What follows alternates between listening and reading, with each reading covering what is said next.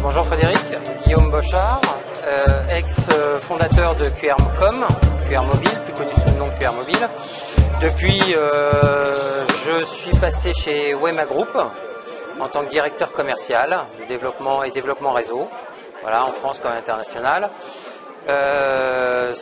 Wema Group, c'est une société qui existe depuis 2006, qui fabrique des applications mobiles, tablettes, web apps et sites internet aussi, donc ils ont une bonne connaissance. C'est deux anciens de chez Orange qui ont créé la société, donc ils ont une bonne connaissance du milieu et du tissu économique.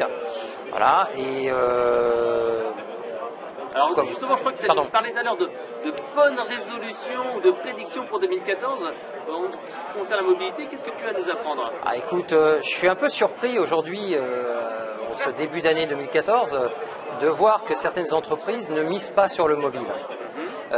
Quand on voit les chiffres qui aujourd'hui sont quand même un taux de fréquentation de moins 60% pour les sites internet et plus 47% pour les sites mobiles, ouais. Je pense que le virage est quand même là. Souviens-toi, en 2013, je t'avais dit que 2013 c'était l'année mobile. C'est vrai. 2014, je te le confirme, si t'es pas sur le mobile, t'es pas dans le business, quoi. Ou alors, faut faire attention parce que bientôt, on va avoir une perte de son audience classique, plus d'audience mobile, donc moins de revenus publicitaires, etc. Exactement. Donc, revoir son business model. Donc il va falloir revoir son business model, investir un peu plus sur le mobile, un peu moins sur l'internet. Donc venir à un schéma économique ou un modèle économique en tout cas qui est plus proche que ce que l'on connaît aux États-Unis, à savoir qu'aux États-Unis on développe d'abord les applications mobiles et puis avec l'argent qui nous reste on fait du site web. Ouais, c'est voilà. Mobile first comme on dit. Exactement. Alors qu'est-ce que tu as comme petit exemple d'entreprises comme ça qui ont fait un petit peu la révolution mobile et comment ils ont pu en fait entre guillemets changer le business model, passer de quelque chose un peu traditionnel. Alors on se souvient de Verilas Room qui était une application qui proposait d'avoir des discounts en fait sur les chambres en temps réel, non plus à la semaine comme ça se faisait sur internet ou au jour le jour avec des newsletters. Là c'est vraiment à la seconde. Est-ce que toi tu as des exemples justement de ce genre d'application, de ce genre d'évolution? Écoute, l'application mobile en tout cas que j'utilise souvent en exemple lorsque je donne des cours, c'est lafourchette.com en comparaison avec Allo Resto. D'accord. Qui sont, alors pour le coup, c'est deux applications qui sont très bien faites l'une et l'autre, qui sont tous les deux sur la restauration, mais en même temps sur des niches.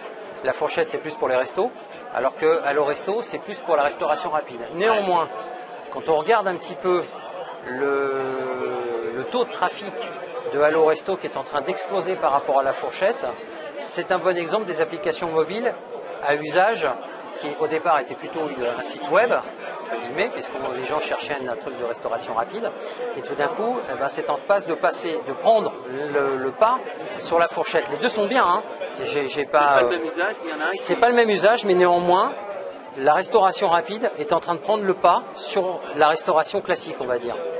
Donc, il y a vraiment un positionnement d'usage d'application qui est assez important et qui est assez usité de la part des internautes, des mobinautes, pardon. C'est pas forcément le meilleur exemple, c'est celui qui me vient, parce que tu m'as accueilli un peu à froid, c'est celui qui me vient à l'esprit comme ça, mais bon. D'accord. Alors si on continue dans la mobilité, est-ce que tu peux me dire en fait quels sont les conseils que tu donnes à une personne en fait qui veut développer une application mobile? On va parler de résolution. Ouais, les résolutions. La résolution c'est de multiplier le cross-canal, première résolution, donc de développer sa communication et bien évidemment sa visibilité sur le net par l'intermédiaire du mobile, puisque néanmoins, c'est parce qu'on a une application qu'on n'est pas visible sur le net, hein, ça fait partie du référencement et on peut obtenir du référencement avec le display notamment, le display média. S'adresser à des gens qui vont pouvoir être là et vous aider à ce niveau-là, je parle plus précisément en termes de fabrication d'applications. Ouais. Hein, parce exemple, que c'est pas un site web, c'est pas une application mobile, c'est un usage, un besoin qui est vraiment précis et on n'essaye pas de faire 30 000 choses. La différence fondamentale entre le site web et l'application, c'est que l'application va utiliser les outils du mobile. C'est-à-dire que quand on est dans une application et qu'on utilise l'appareil photo de l'application, c'est bien l'appareil photo du mobile.